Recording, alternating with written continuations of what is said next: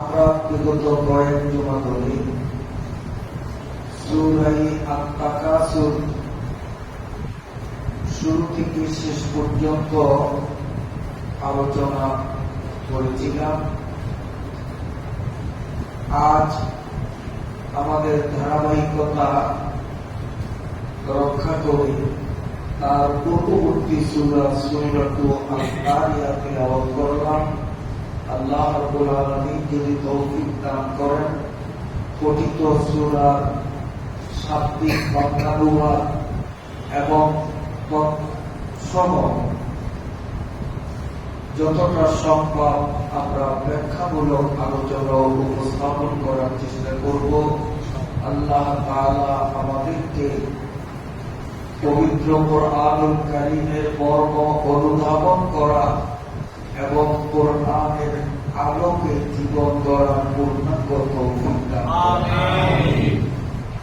সূরা আত-তাকাসুরের সর্বশেষ আয়াতে রব্বুল আলামিন গোটা দুনিয়ার মানব জাতিকে লক্ষ্য করে ঘোষণা করেছেন, সুম্মা লা তুসআলুনা ইয়াওমাইযিন আনিন নাঈম। হাসরের মাঠে আল্লাহ রাব্বুল আলামিন প্রত্যেকটা মানুষকে আল্লাহ প্রদত্ত নিয়ামত বিষয়ে প্রশ্ন করবে, আমরা জিজ্ঞাসিত হব। সাধারণত মানুষ অগাধ সম্পদ, বিলাসবহুল জীবনযাপনের উপকরণকেই আমরা নিয়ামত মনে করে থাকি। মূলত আল্লাহ দেয়া প্রতিটি জিনিসই আল্লাহর পক্ষ থেকে দান করা আমাদের জন্য নিয়ামত। তাফসীরের কিতাবে থেকে আমাদের শরীরের সুস্থতা, এটিও আল্লাহ পাকের পক্ষ থেকে বিরাট নিয়ামত। রাসূলুল্লাহ সাল্লাল্লাহু আলাইহি ওয়াসাল্লাম ইরশাদ করেন, এই শারীরিক সুস্থতা সম্পর্কেও কিয়ামতের ময়দানে জিজ্ঞাসাবাদ করা হবে যে তোমাকে আমি সুস্থতা দান করেছি, তোমার চোখের সামনে আরেকজন হাসপাতালের বেডে কাতরালো আর তুমি সুস্থ বদলে ছিলে, তোমার সুস্থতাকে কোন পথে ব্যয় করেছ, এ ব্যাপারে আল্লাহ জিজ্ঞাসাবাদ করবে। আমাদের শরীরের যে অঙ্গ প্রত্যঙ্গগুলো আল্লাহ রাব্বুল আলামিন সুষম অনুপাতে বিন্যাস করেছেন, এগুলো আল্লাহ পাকের পক্ষ থেকে এক অনন্য অসাধারণ নিয়ামত। আমাদের চোখের সামনে কত বিকলাঙ্গ মানুষ আমরা অহরহ প্রত্যক্ষ করছি, হাত নেই, পা নেই, শরীরের বিভিন্ন অঙ্গ প্রত্যঙ্গ নষ্ট। আল্লাহ তাআলা আমাদের এই অঙ্গ প্রত্যঙ্গ গুলোকে যে ঠিকঠাক ভাবে আমাদের শরীরে সেটিং করেছেন, যদিও আমার টাকা নেই, পয়সা নেই, চাকরি নেই, বাড়িঘর নেই, কিন্তু আমার শরীরের এই অবয়বগুলোকে আল্লাহ রাব্বুল আলামিন সুবিন্যস্ত করে আমার শরীরে সেটিং দিয়েছেন, এটিও আল্লাহ পাকের অপূরন্ত নিয়ামত। এই নিয়ামত সম্পর্কে সেদিন আমাদের জবাবদিহিতার কাঠগড়ায় দাঁড়াতে হবে।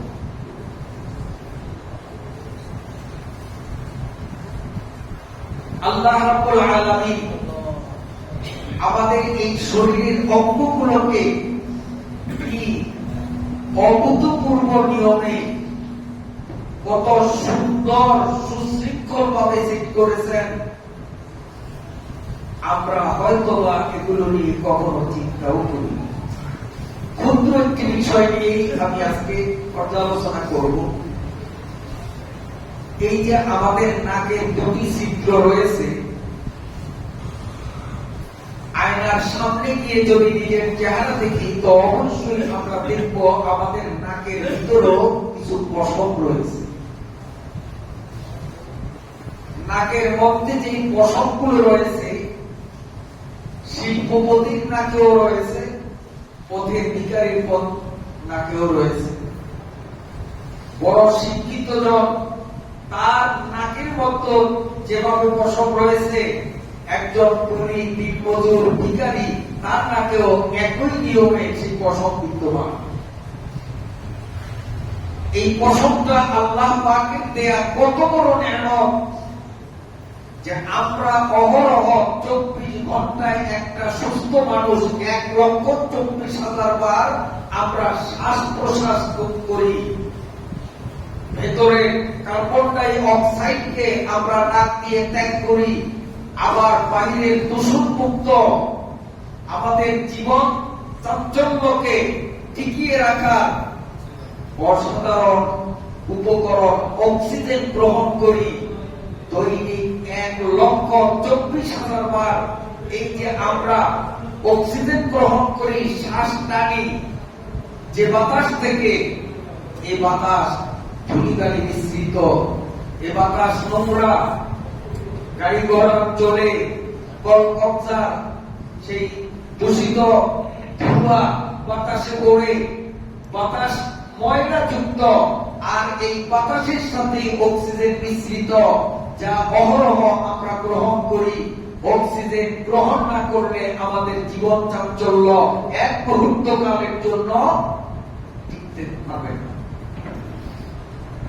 এখন নাক দিয়ে আমরা অক্সিজেন গ্রহণের জন্য যখন বাতাস টানি, যেহেতু বাতাস ময়লাযুক্ত, এই ময়লাযুক্ত বাতাস যদি ভিতরে ঢোকে তো আমাদের মানব দেহের মধ্যে ফুসফুস নামে একটা যন্ত্র আল্লাহ রাব্বুল আলামিন সচল রেখেছেন।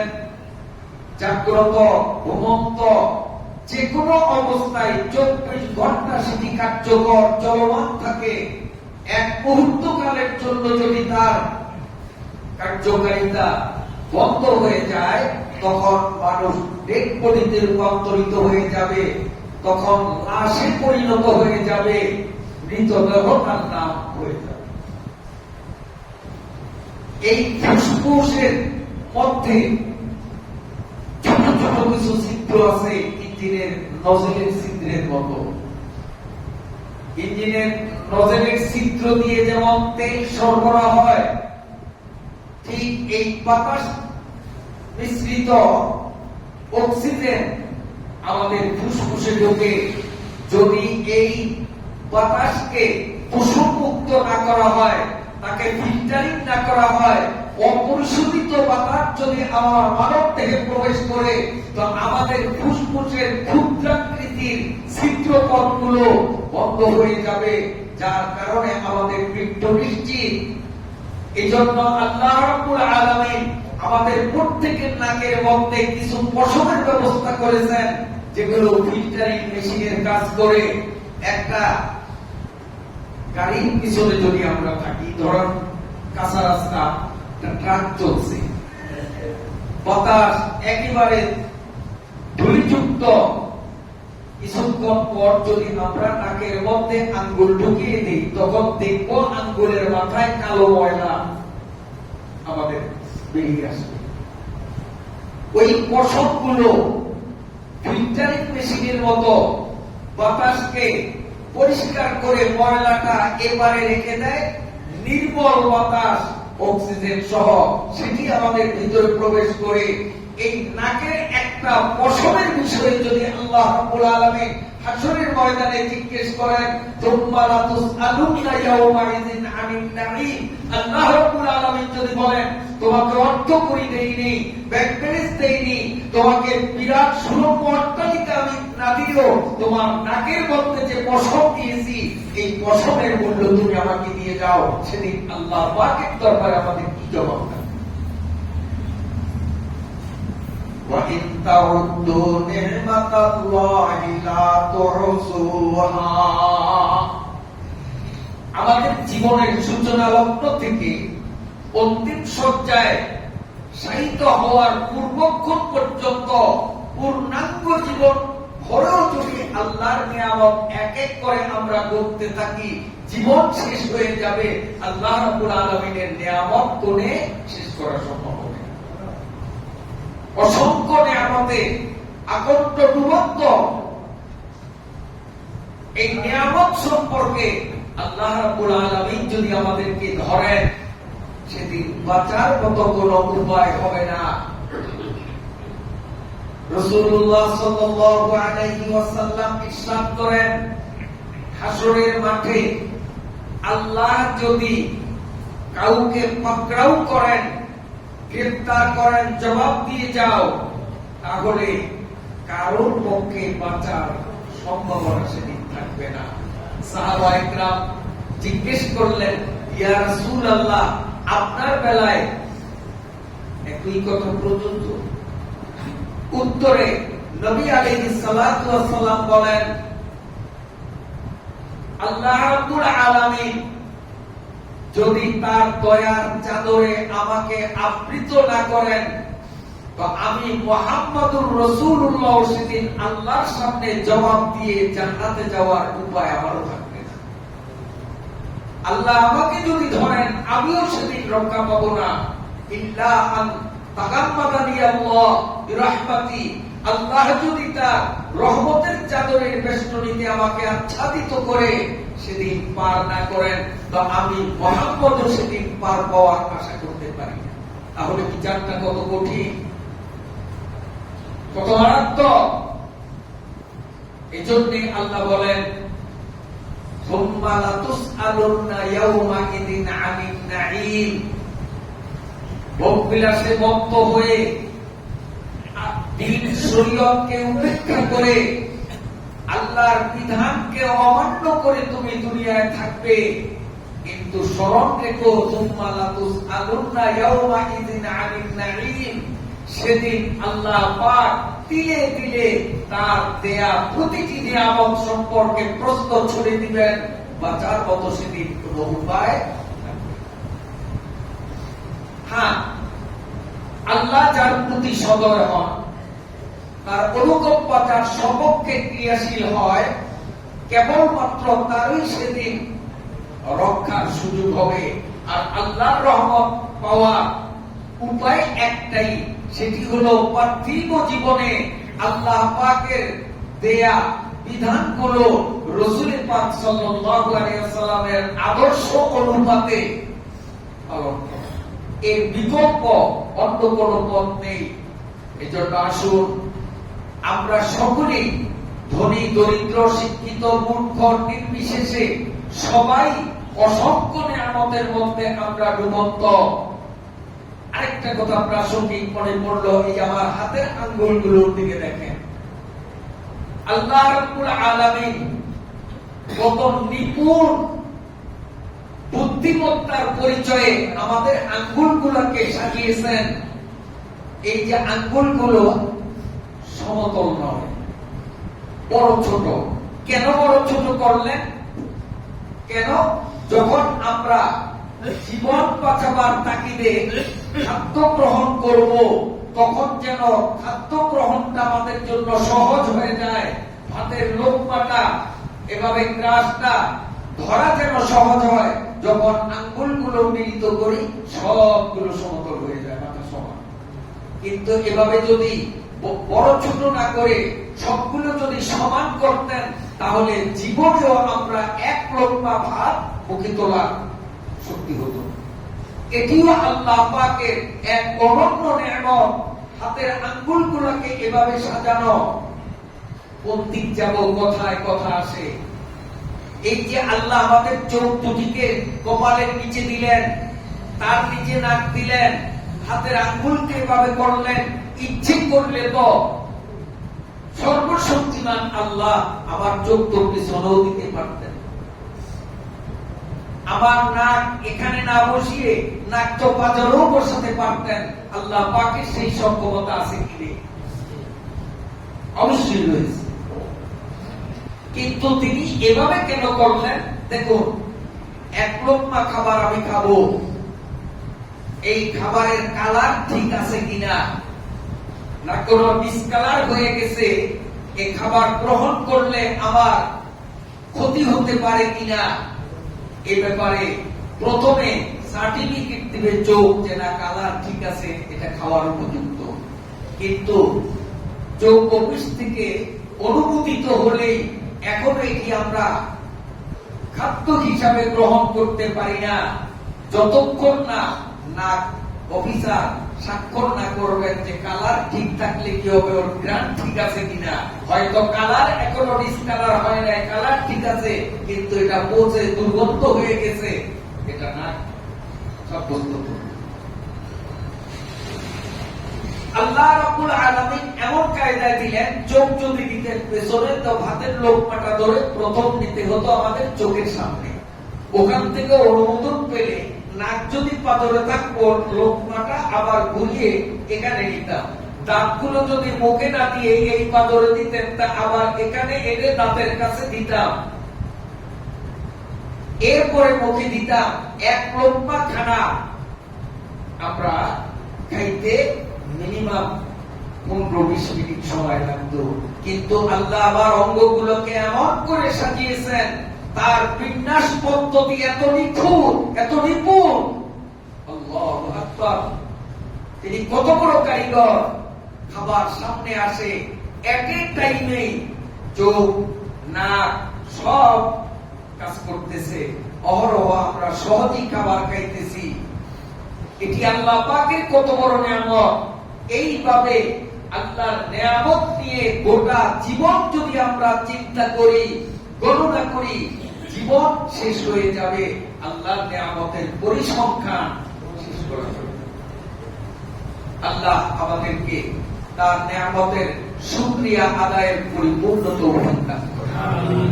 এখন প্রশ্ন হলো যে আয়াত দ্বারা যখন প্রমাণিত ওয়া ইন তাউদ্দু নি'মাতাল্লাহ লা তুহসুহা, আল্লাহর নিয়ামতগুলো গুণে শেষ করার সাধ্য কারণেই আবার সূরা তাকাসুরে বললেন সুম্মা লাতুসআলুনা ইয়াউমা ইযিন আনিন নাঈম, কিয়ামতের ময়দানে প্রতিটি নিয়ামত বিষয়ে তোমাকে জিজ্ঞাসাবাদ করা হবে, জবাবদিহিতার সম্মুখীন তোমাকে হতে হবে। তো নিয়ামতই করতে পারলাম না, তো অসাধ্য জিনিসের হিসাব আল্লাহ নিবেন, এটা তো আল্লাহর একটা অবিচার।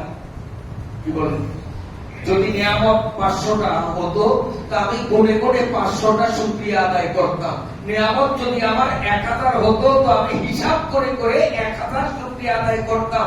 নিয়ামতই তো অসংখ্য, তো অসংখ্য নিয়ামতের শুকরিয়া আদায়ের সাধ্য তো আমার নেই। তা আমার অসাধ্য বিষয়ে আমাকে সেদিন বাধ্য করা, জবাবদিহিতার সম্মুখীন করা, এটা তো আল্লাহর পক্ষ থেকে আমার প্রতি একটা অভিযান।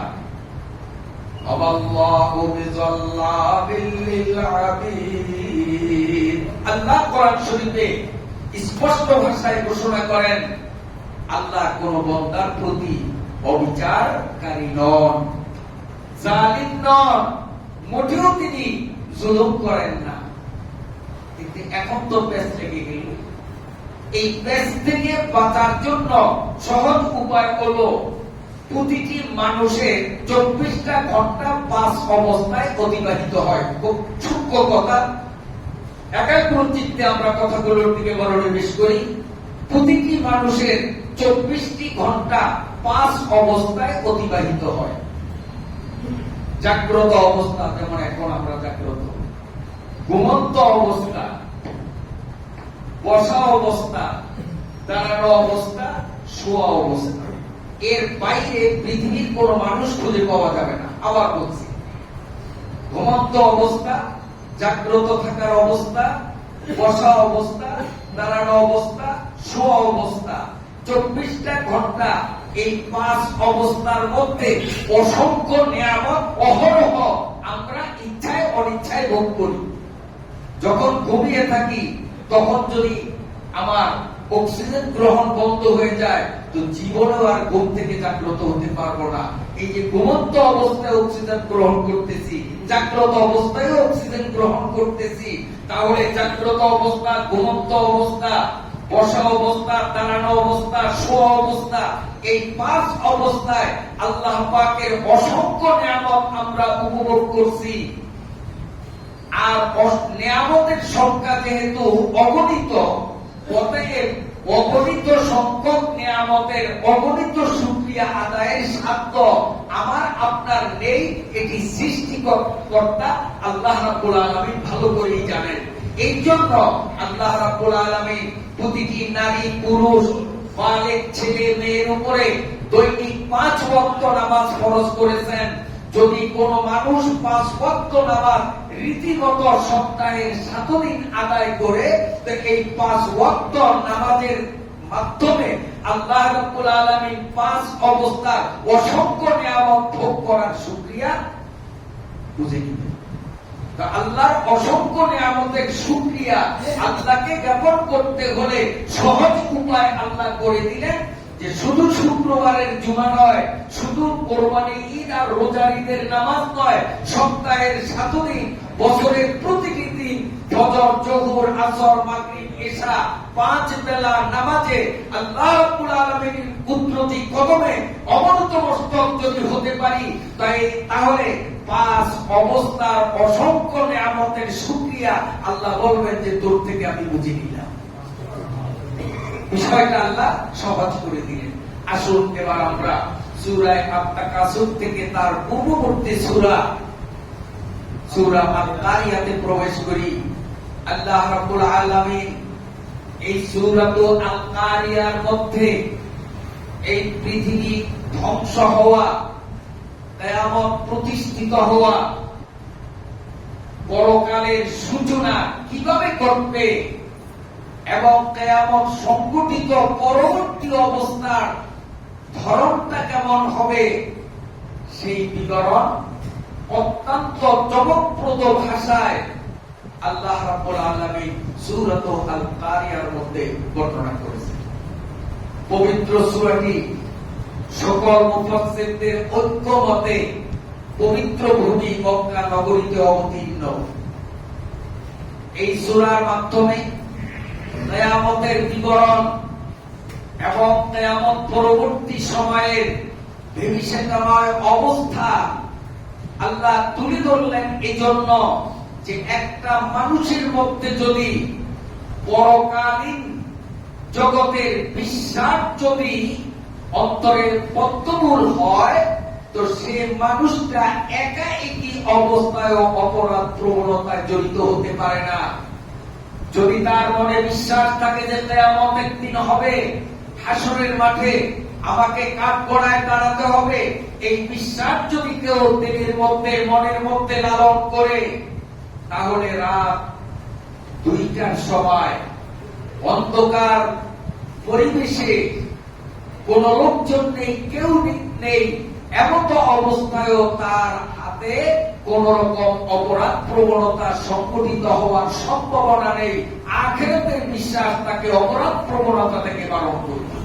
পক্ষান্তরে এই বিশ্বাস যার দিলের মধ্যে যথাযথ বিদ্যমান থাকবে না, সে রাতের আঁধারে নয়, দিনের বেলায় মানুষ হত্যা করার মতো জঘন্য অপরাধ করতেও মোটেও দ্বিধাবোধ করবে না, কারণ তার পরকালের বিশ্বাস অন্তরে নেই। এই জন্য সমাজকে সব ধরনের অবিচার, মানবতা বিরোধী কর্মকাণ্ড এবং সব ধরনের জুলুম, অত্যাচার, নিষ্পেষণ মুক্ত একটা সমৃদ্ধ এবং শান্তিময় সমাজে যাতে আমরা বসবাস করতে পারি, এই পৃথিবী যেন অশান্ত না হয়ে শান্ত হয়ে যায়, পরিবেশটা দূষণমুক্ত হয়, আমাদের জীবনে স্বাচ্ছন্দ্য নেমে আসে, এজন্য আল্লাহ রাব্বুল আলামিন সূরাতুল আল-কারিয়ার মধ্যে পরকালের ভয় আমাদের অন্তরে লাগিয়ে দিলেন। এই ভয় যদি দিলে লালন করি, তাহলে আমাদের সমাজে চুরি, ডাকাতি, ছিনতাই, এভাবে অন্যের ক্ষতি, মারামারি, কাটাকাটি, বকাবকি, এক কথায় অশান্তিকর পরিস্থিতি মোটেও হবে না, যদি না আমাদের মনে পরকালীন জগতে হাসরের মাঠে আল্লাহর আদালতে জবাবদিহিতার বিশ্বাস মনের মধ্যে গেড়ে দিতে পারে। এজন্য আল্লাহ বলেন আল-কারিয়া, আল্লাহ বলেন করাঘাতকারী। কারিয়া শব্দের অর্থ হলো এদিক থেকে এভাবে করাঘাতকারী, বিকট আওয়াজ সৃষ্টিকারী। মাল কারিয়া ও নবী, বিকট শব্দকারী, করাঘাতকারী বলতে কি বোঝানো হয়েছে আপনি জানেন? ওয়া মা আদরাকা মাল কারিআ। আল্লাহ বলেন বিকট শব্দ সৃষ্টিকারী, করাঘাতকারী বলতে কি বোঝানো হয়েছে এটি আপনি কি করে উত্তর দিবেন যদি না আমি আল্লাহ এর সঠিক উত্তর আপনাকে জানিয়ে না দিই। এবার আল্লাহ সঠিক উত্তর নিজেই জানালেন, ইয়াউমা ইয়াকুনুন নাসু কাল ফারাশিল মাবথুস। যখন বিশেষ করে শীত মৌসুমে লাইট জ্বালানো হয় তখন পতঙ্গ, পোকা ছোট ছোট চতুর্দিক থেকে ইতস্ত বিক্ষিপ্ত হয়ে ওই আলোকে কেন্দ্র করে সেখানে উঠতে দেখা যায়। সেগুলোর মধ্যে কোন সিরিয়াল মেনটেন থাকে না, সেখানে সিরিয়াল মেনটেন করা হয় না, সেখানে কোন স্বস্তি বা শান্তি শৃঙ্খলা বলতে কিছু থাকে না। এলোমেলো ভাবে তারা হুড় হাঙ্গামা করে উঠতে দেখা যায়। আল্লাহ বলেন আল কারিআ বলতে উদ্দেশ্য হলো এমন একটা দিন যেদিন এই আলোর কাছে পতঙ্গগুলো যেভাবে ইতস্ত বিক্ষিপ্ত হয়ে ছুটাছুটি করে, গোটা পৃথিবীর মানুষগুলো এই পতঙ্গের মতো দিশাহীন হয়ে উদ্দেশ্যহীন গন্তব্যহীন অবস্থায় পৃথিবীর মানুষগুলো দৌড়দৌড়ি আর ছোটাছুটি করতে থাকে। ওয়াতাকুনুল জিবালু কালঈনিল মানফুস। বিশাল বৃহৎ আকৃতির পর্বতমালাগুলো লেপ নির্মেতায় তুলায় আঘাত করলে যেমন মিহির ধূলিকণা বাতাসে একাকার হয়ে যায়, পর্বতমালাগুলো এই তুলার ময়লার মতো ক্ষুদ্রাকৃতি হয়ে বাতাসের সাথে একাকার হয়ে যায়, যাকে আমরা সহজে কিয়ামত নামে বুঝি। কিয়ামত অবিসংবাদিত, বাস্তব। আল্লাহ কোরআনুল কারীমের মধ্যে বলেন লাইসা বিওয়াকাতিহা কাযিবা। কিয়ামত যে সংঘটিত হবে, সুষ্ঠু মস্তিষ্কের অধিকারী যে হয়, জাতি ধর্ম বর্ণ নির্বিশেষে শুধু মুসলিম নয়, এমনকি নাস্তিকও যদি তার মাথায় যদি ঘিলু থাকে, বুদ্ধি থাকে, বিবেক থাকে, তো কিয়ামতের বাস্তবতাকে অস্বীকার করতে পারে না। কিয়ামত যে সংঘটিত হবে এটা বিবেকবান মানুষ মাত্রই বিশ্বাস করতে হবে, চাই সে মুসলিম হোক, চাই সে অমুসলিম হোক, চাই সে আস্তিক হোক, চাই সে নাস্তিক হোক। লাইসা লিওয়াকাতিহা কাযিবা। কোন বিবেক সম্পন্ন ব্যক্তি কিয়ামতের বাস্তবতাকে অস্বীকার করতে পারে না। কিয়ামত যে হবে, পৃথিবী লন্ডভন্ড হয়ে যাবে, সবকিছু বিলীন হয়ে যাবে, এ কথা শুধু কোরআনে আর হাদিসেই উদ্ধৃত হয়নি।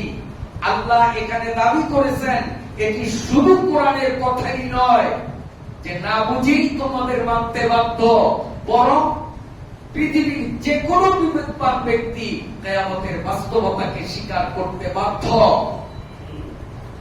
আমরা বাস্তবে কোরআনের এই কথার যথার্থতা এভাবে প্রমাণিত করতে পারি।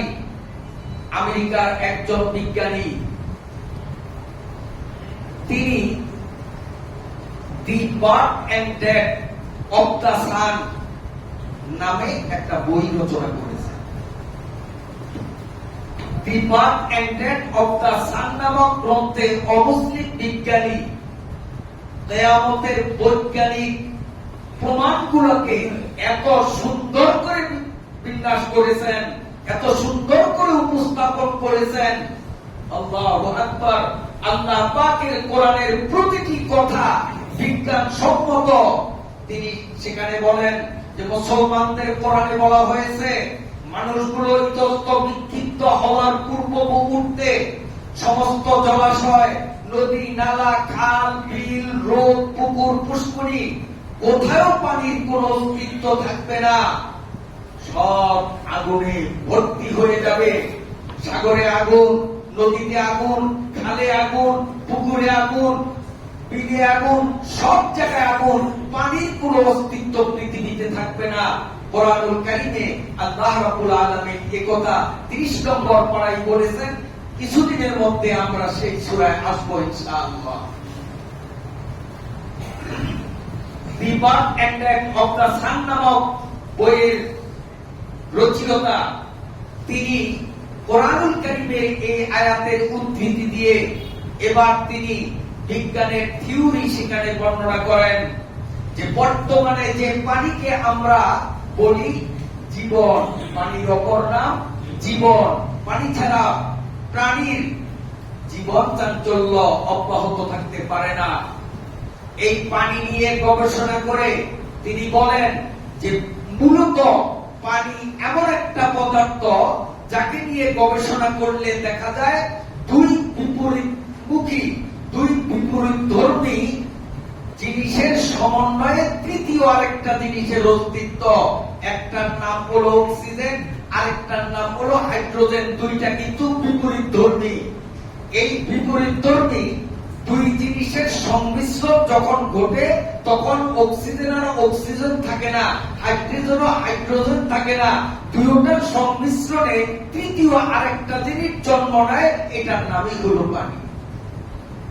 যদি বৈজ্ঞানিক উপায়ে কম্পিউটার পদ্ধতিতে আমাদের এই বর্তমান পানি থেকে অক্সিজেনকে যদি আলাদা করা হয় কিংবা হাইড্রোজেনকে যদি তার থেকে সরিয়ে দেওয়া হয়, তখন মেঝের কাঠি দিয়ে আগুন ধরিয়ে দিতে হয় না, অটোমেটিকলি সেটা আগুনে রূপান্তরিত হয়ে যায়। পানি আর পানি থাকে না। আজ গোটা পৃথিবীতে 3/2 অংশই পানি, 1 অংশ স্থল। আল্লাহ রাব্বুল আলামিন তার নিপুণ কারিগরি পরিচালনায়, তার মহান কুদরতের ব্যবস্থাপনায় কিয়ামত পূর্ব মুহূর্তে নদী নালা খাল বিল সাগর গুলোর থেকে, এই পানিগুলোর থেকে যদি অক্সিজেন কিংবা হাইড্রোজেনকে যদি আলাদা করেন, আর আমার আল্লাহ আলাদা করতে 1 সেকেন্ডও সময় লাগে না। ইযা আরাদাল্লাহু শাইআন আইয়াকুলা লাহু কুন ফায়াকুন।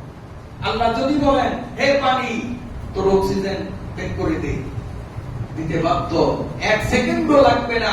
যখনই পানির থেকে অক্সিজেন আলাদা হয়ে যাবে, অটোমেটিকলি তখন পানি আগুন হয়ে যাবে। যখন সারা পৃথিবীতে পানির অস্তিত্ব মুছে যাবে, তৃষ্ণায় পিপাসায় কাতর হয়ে মানুষগুলোর অবস্থা হবে সেই ইতস্ত বিক্ষিপ্ত পতঙ্গের মতো ছুটাছুটি দৌড়াদৌড়ি করবে, হুঁশ জ্ঞান মানুষের থাকবে না। আল কারিয়াতু মাল কারিয়া ওয়া মা আদরাকা মাল কারিয়া ইয়াউমা ইয়াকুনুন নাসু কাল ফারাশিল মাবসুস। মানুষগুলো ইতস্ত পতঙ্গের মতো হওয়ার একটা কারণ পানির অস্তিত্ব বিলীন হওয়া। এর আরো অনেকগুলো কারণ আছে। আল্লাহ যদি তৌফিক দেন, আমরা ইনশাআল্লাহ পরবর্তীতে একে একে বাকি আলোচনাগুলো পেশ করার চেষ্টা করব। ওয়া আখিরু দাওয়ানা আলহামদুলিল্লাহি রাব্বিল আলামিন।